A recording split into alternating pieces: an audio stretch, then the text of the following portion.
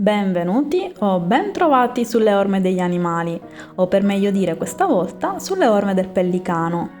Anche questo, come il precedente video che parlava dei pinguini, è un argomento richiesto da voi, che sono molto felice di trattare.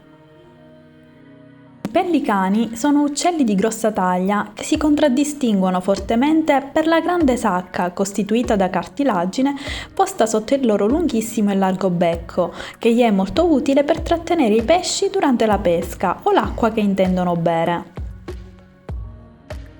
Vedendoli così grandi e pesanti, non si immagina che questi uccelli sono degli ottimi volatori, che padroneggiano bene anche l'arte del veleggiare. Ancora più sorprendente è la leggerezza con cui galleggiano sopra l'acqua, quasi come se fossero fatti di sughero. E in effetti le loro ossa, il piumaggio e il tessuto connettivo sotto il loro ipoderma sono molto ricchi d'aria, mentre le zampe corte e forti e i piedi palmati gli facilitano l'atterraggio sulla superficie dell'acqua.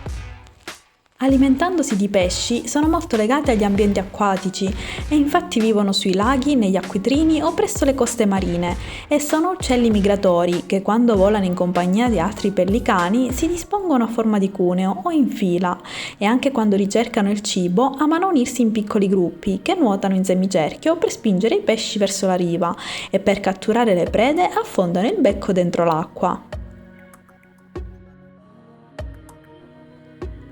Una curiosità è che, come fanno anche altri uccelli, dormono con un occhio aperto e uno chiuso, facendo riposare quindi una metà del cervello per volta. E di loro possiamo dire anche che sono dotati di un temperamento molto forte, con un carattere deciso e poco amichevole, e in generale si tratta di uccelli piuttosto silenziosi che di tanto in tanto emettono qualche verso. Nei luoghi di cova si riuniscono a centinaia e i loro nidi possono essere fatti da semplici conche o bassi mucchi di sabbia, terra o piante, ma possono anche essere costituiti da rami e steli e trovarsi sopra i cespugli o sugli alberi, poiché si posano su di essi con estrema disinvoltura.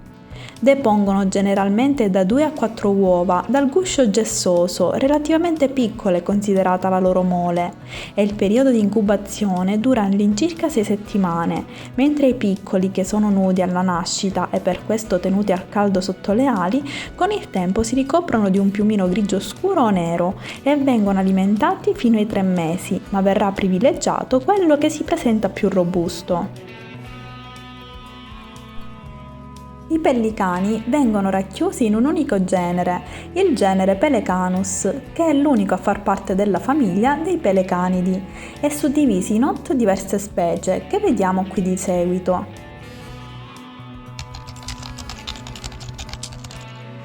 Presente anche in Europa c'è il pellicano bianco maggiore, noto anche come pellicano comune, che è una specie dalle dimensioni ragguardevoli. Il suo becco raggiunge infatti i 47 cm di lunghezza, mentre la sua apertura alare può arrivare persino ai 3,60 m, superata soltanto dagli albatros o alcuni rapaci, mentre per il titolo di uccello volante africano più pesante compete solamente con l'otarda cori.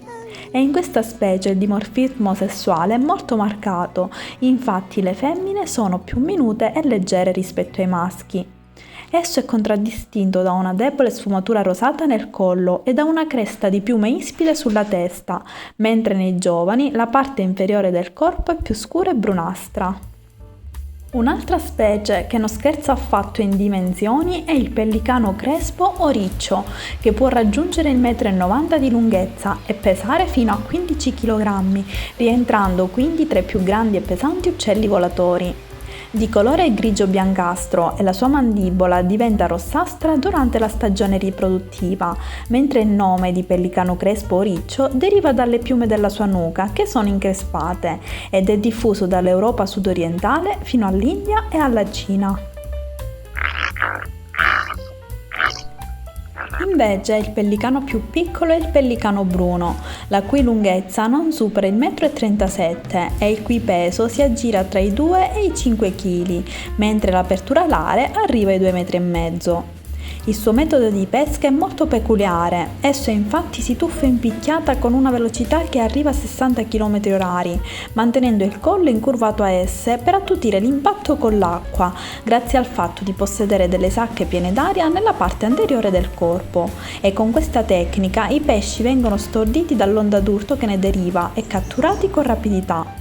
Essi sono diffusi nei Caraibi, nelle Galapagos, in Sud America e negli Stati Uniti. E sempre in Nord America troviamo il pellicano bianco americano, la cui lunghezza complessiva è per buona parte occupata dal becco, che raggiunge i 33 cm nelle femmine e i 37 cm nei maschi, mentre il suo peso si aggira tra i 5 e i 10 kg. Il suo piumaggio è tutto bianco, tranne per quanto riguarda le piume remiganti, che sono nere, ma che non si vedono quando si trova a terra. Il record di becco più lungo invece è detenuto dal pellicano australiano, poiché il suo enorme becco di colore rosa pallido può raggiungere persino i 50 cm di lunghezza. La colorazione del suo piumaggio è bianca, ma è contraddistinta dalla base delle ali evidenziate di nero. Esso è diffuso in buona parte dell'Oceania e comincia a riprodursi verso i 2-3 anni di età, ma il periodo varia in base alla latitudine. Il pellicano grigio africano è invece di dimensioni medio-piccole, con il piumaggio tutto grigiastro e la parte posteriore un po' rosata. C'è anche il pellicano grigio indiano, che invece nidifica nell'Asia meridionale e tra i diversi tipi di ambienti acquatici predilige i laghi poco profondi. Anch'esso non è molto grande rispetto ad altre specie e il suo piumaggio è principalmente bianco, ma con la cresta, il collo e la coda di colore grigio, e sul suo becco rosa compaiono delle macchie nere durante la stagione degli amori.